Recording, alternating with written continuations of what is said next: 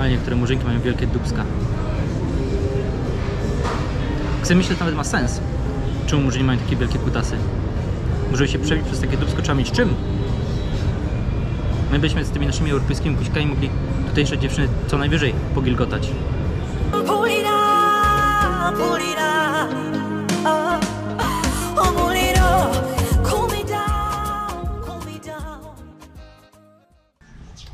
No to dzień dobry Państwu, witam Państwa w Ugandzie. Jest to jedno z najbiedniejszych państw świata. Bez infrastruktury, bez dobrych dróg, bez często ciepłej wody w kranie i też bez żadnej elektrowni. I tutaj mówi się, że nawet 90% ludzi nie ma stałego dostępu do prądu. No i właśnie ja też nie mam. W sensie powiedzieli mi, że prąd jest tylko wieczorem i wtedy muszę korzystać, a w ciągu dnia nie ma. No cóż. Pierwszymi stałymi osadnikami były ludy Bantu, które około IV wieku przed naszą erą opanowały w zasadzie większość południowej Afryki. Około 1000 roku napłynęły tu ludy nilotyckie, które założyły państwo Kitara. Niestety nie znalazłem żadnego sensownego opracowania na temat tego całego przedsięwzięcia. Wiadomo tylko, że na pewno te ludy nilotyckie dogadywały się z Bantu, a po jakimś czasie pojawił się jeszcze jeden lud, który nazywał się Bito. Z całego tego miszmaszu powstały 3 typy plemion. Tutsi, lud nilotycki, który przyjął język i kulturę Bantu. Hutu, typowi rolnicy. A trzecie plemię to było Bito, które na terenach Kitary utworzyło własne państwo Bunyoro. Starali się oni podporządkować sobie zarówno Tutsi, jak i Hutu, uważając samych siebie za klan królewski. Natomiast ich słabością był brak stabilności politycznej, bowiem każdy członek rodziny królewskiej mógł rościć sobie prawo do tronu. Dawni mieszkańcy Kitary, czyli Tutsi i Hutu, zostali przepędzeni do Tanzanii, Ruandy i Burundi. Aż do połowy XIX wieku Uganda nie miała kontaktu ze światem zewnętrznym. No ale w pewnym momencie kość słoniowa na wybrzeżu zaczęła się kończyć, więc kupcy, głównie arabscy, zaczęli kierować się również w głąb kontynentu. I w 1844 roku arabski kupiec... Kurde, zapomniałem nazwiska. Dotarł do jeziora Wiktorii i Królestwa Bugandy i przedstawił on królowi zalety handlu zagranicznego, ponieważ za kość słoniową oferował on ubrania i broń. Oferował również islam, ale król nie był tym za bardzo zainteresowany. Buganda była już wtedy najsilniejszym państwem w regionie, zdecydowanie dystansując swojego najsilniejszego rywala, czyli Bunyoro. Handel przyczynił się do jeszcze gwałtowniejszego rozwoju. Kraj zaczęli odwiedzać różnego rodzaju podróżnicy i odkrywcy, będąc często pod wrażeniem rozwoju stolicy, gospodarności i no, jak na Afrykę całkiem niezłego rozwoju. W 1877 roku podróżnik Henry Stanley uznał, że król jest już zainteresowany powoli przyjęciem chrześcijaństwa, więc wtedy przybyli tutaj pierwsi misjonarze. Otwarcie się na świat, oprócz bogactw, przyniosło też różne epidemie. Dodatkowo Arabowie próbowali wprowadzać islam, Niemcy protestantyzm, a Francuzi i Brytyjczycy chrześcijaństwo, więc prowadziło to do licznych wojen domowych, ale ich rezultaty były już rozstrzygane przez Europejczyków. I właśnie jeden z takich rozejmów w 1894 roku sprawił, że Buganda, Bunyoro i położone na północy Acholi stało się protektoratem brytyjskim.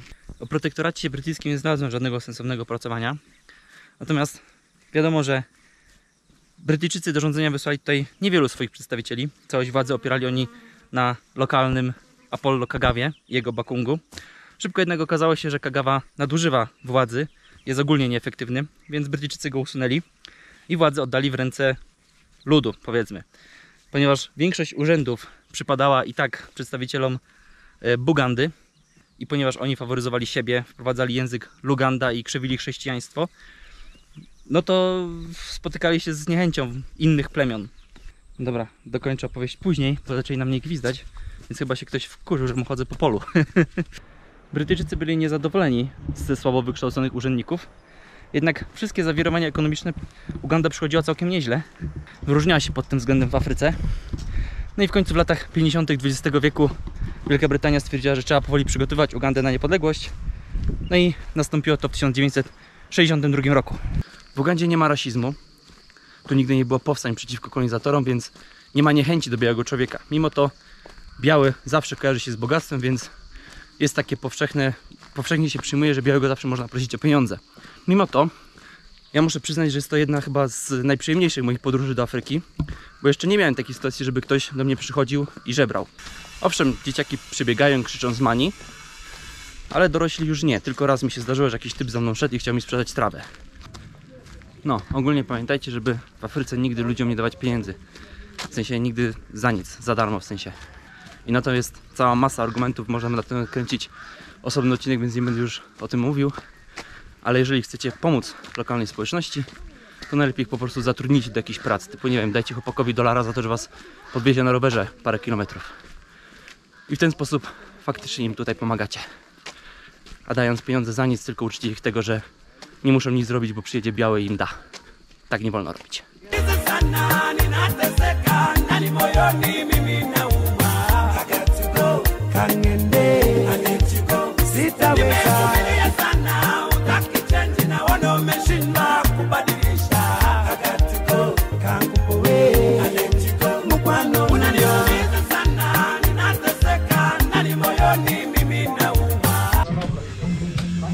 Tutaj zaraz wam pokażę po prawej stronie, po lewej stronie są takie budki z jedzeniem.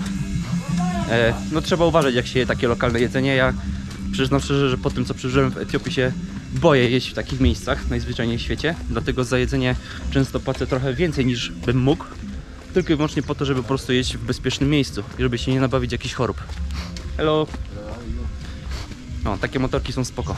Nazywają się Boda Boda i za dosłownie parę dolców można się kawałek przejechać. Nawet nie parę dolców, często za $1 można się przejechać kilka kilometrów. Tutaj, proszę Państwa, jezioro Bunyoni. Oni twierdzą, że jest bezpieczne do tego, żeby tutaj pływać i na wielu stronach internetowych, wielu agencji widziałem teksty, że turyści będą mogli sobie tutaj spokojnie pływać. Proszę Państwa, nie, w Afryce nigdy nie pływamy w żadnym słodkowodnym kurde, słowo mi uciekło. Generalnie nigdy w Afryce nie pływamy w żadnym jeziorze, w żadnej rzece. Ja przypuszczam, że po prostu dla nich, że jest bezpiecznie, oznacza, że nie ma żadnych krokodyli. Natomiast na przykład w tym jeziorze są pasożyty, które wynikają przez skórę i wywołują schistosomozę. Tak więc nie, nigdy w Afryce nie pływamy w żadnym jeziorze i w żadnej rzece. W Ugandzie żyje połowa światowej populacji goryli. Kiedyś były one masowo wybijane, ponieważ niszczyły rolnikom uprawy, ale w którymś momencie ktoś stwierdził: hej, w sumie moglibyśmy pokazywać je turystom i na tym zarabiać. Od tego czasu populacja goryli powoli się powiększa. Natomiast wokół Parku Narodowego Bwindi, bo tam żyje jakby najwięcej tych goryli, wokół tego Parku Narodowego są obecnie plantacje herbaty, ponieważ goryle herbaty nie jedzą. Miałem cichą nadzieję, że może uda mi się spotkać pigmejów, ponieważ w okolicy jeziora Bunyoni i Parku Narodowego Bwindi żyje ich troszkę. Widziałem 2 domy pigmejskie, niestety pigmejów w okolicy nigdzie nie było. Pigmeje Tła to było pierwsze plemię zamieszkujące tutejsze rejony. Później zostali oni podbici przez Hutu i Tutsi. Trzeba się spieszyć, żeby ich zobaczyć, ponieważ zmieniający się świat może ich niedługo całkowicie wykończyć. Dzieci pigmejów mają mocno ograniczony dostęp do edukacji, mają też niewielką reprezentację w strukturach lokalnych i w rządzie, są oni po prostu wykluczeni, a pozostali ludzie są do nich uprzedzeni. Pigmeje są dyskryminowani i prześladowani. Kiedyś wszyscy pigmeje stanowili jedno plemię, ale rozwój Bantu porozdzielał ich i zepchnął na margines afrykańskiego życia.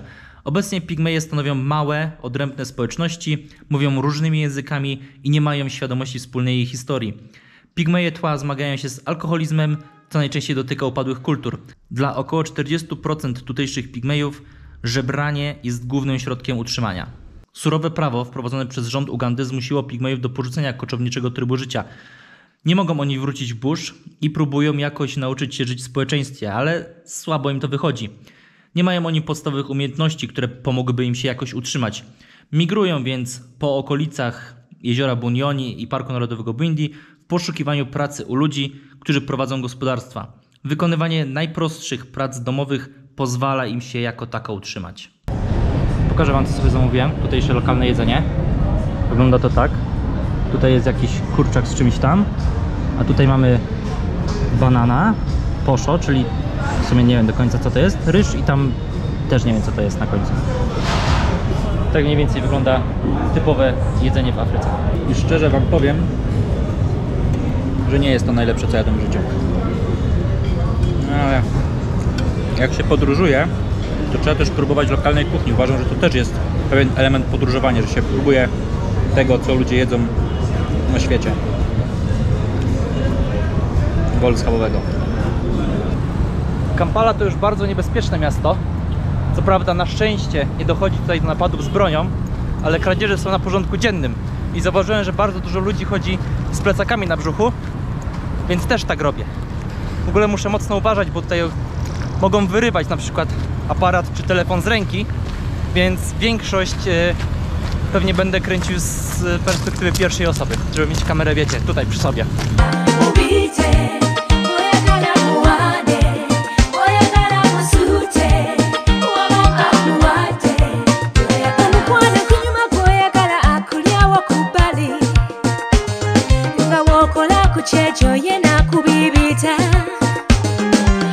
Po uzyskaniu przez Ugandę niepodległości normalnym życiem Ugandyjczyków zaczęły rządzić zamachy stanu i wojny domowe. W końcu w 1971 roku przy wsparciu Wielkiej Brytanii władzę przyjął Idi Amin, nazywany rzeźnikiem z Ugandy.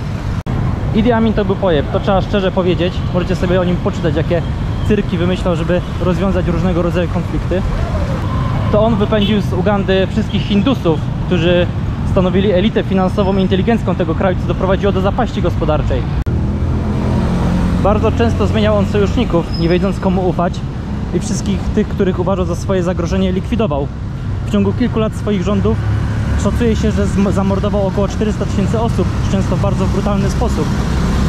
Takie zachowanie i skrajny nacjonalizm przysporzyło mu bardzo wielu wrogów i w końcu po krótkiej wojnie z Tanzanią uciekł z kraju.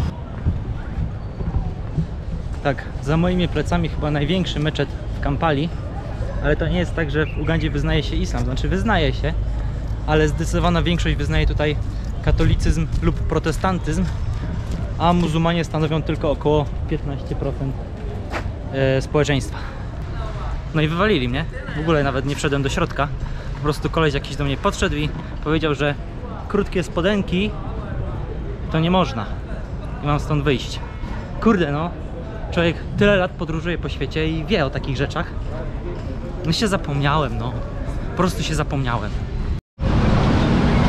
Powiem wam, że skończyło się to jeszcze gorzej, bo podszedł do mnie ochroniarz i powiedział, że za to, że robiłem filmiki na terenie meczetu, albo oddam mu kamerę, albo mu zapłacę.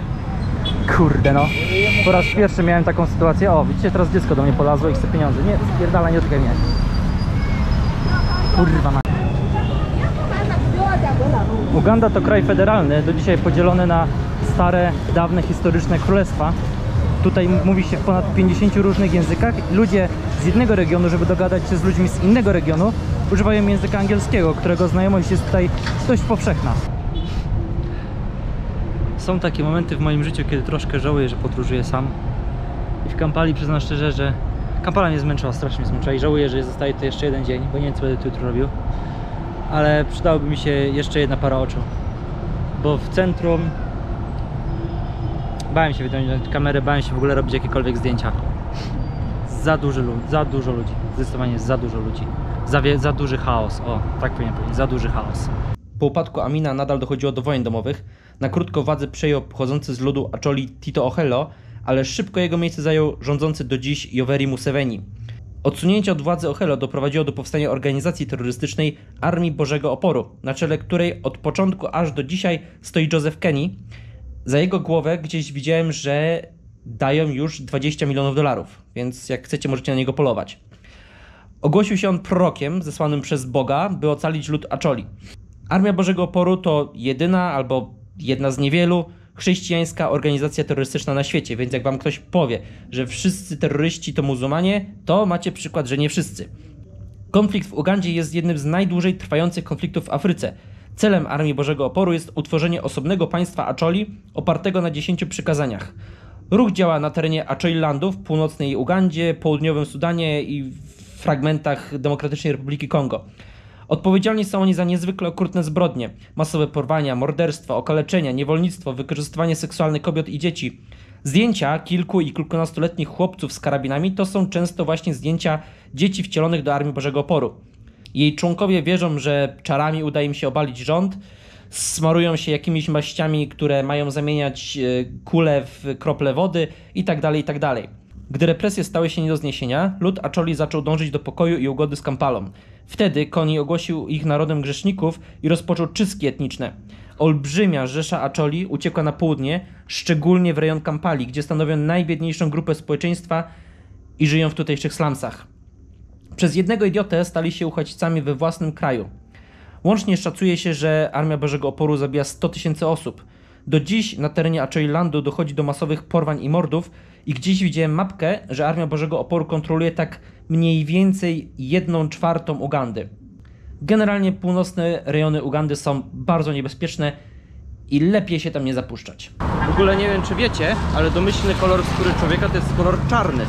Kolor biały pojawił się w wyniku mutacji i ponieważ mamy powoli zalążki kolejnej wielkiej wędrówki ludu, duży przyrost naturalny w Afryce, który potrwa jeszcze pewnie ze 20 lat, migracje do bogatszych regionów i mieszanie się ludzi ze sobą.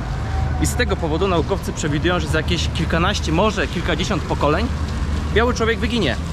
Yoweri Museveni rządzi Ugandą od 30 lat. Sami Ugandyjczycy mówią o nim nie prezydent, tylko dyktator. To jest nasz dyktator. Jak jest oceniany? Raczej pozytywnie.